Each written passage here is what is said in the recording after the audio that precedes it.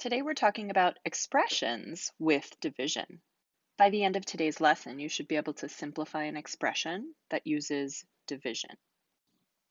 This takes us back to the beginning of the year. We learned about expressions and variables, so a little vocabulary refresher. This is a variable. It usually is a letter, it could be a symbol, um, and it stands for an unknown quantity. And we're going to use something called substitution in this problem to solve it. So I see up here, the directions say evaluate if x is equal to 1 and 8/10. So I'm going to write down x is no longer x, it's now 1.8 divided by 0.2. So if I'm going to use long division, I have to rewrite this. 1.8 is divided by 0.2.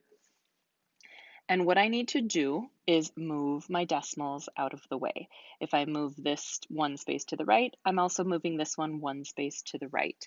And my problem now becomes 2 divided by, I need a little bit of a smaller eraser for this, 18 divided by 2.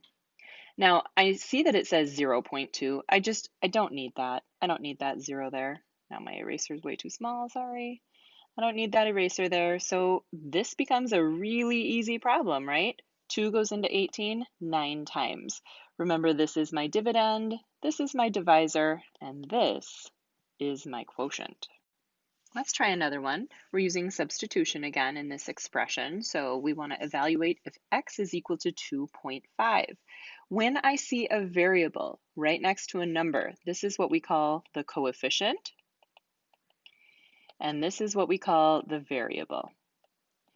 And when I see a variable right next to a number like that, that implies multiplication. So my problem becomes 3 times 2.5 divided by 0.3. 3 times 2.5, I know, is 7.5. If we have to multiply that out, remember when we multiply decimals, we count the spaces and put them into the product. So 25 times 3 is 75. And what I'm looking for is I have one decimal space in my problem, which means I have one decimal space in my answer.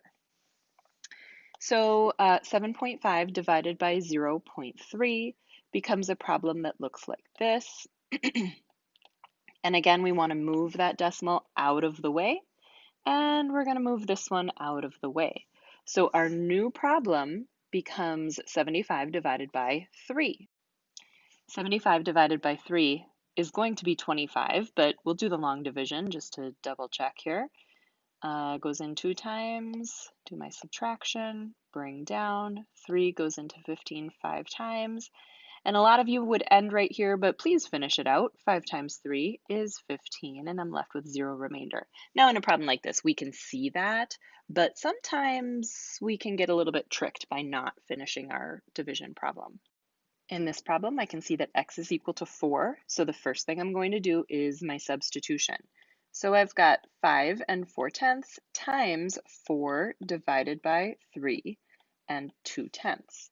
The first thing I have to do is what's in parentheses. Well, the first thing I did was substitution, but the next thing I have to do is what's inside the parentheses. So that would look like, 3 and 2/10 goes into 4.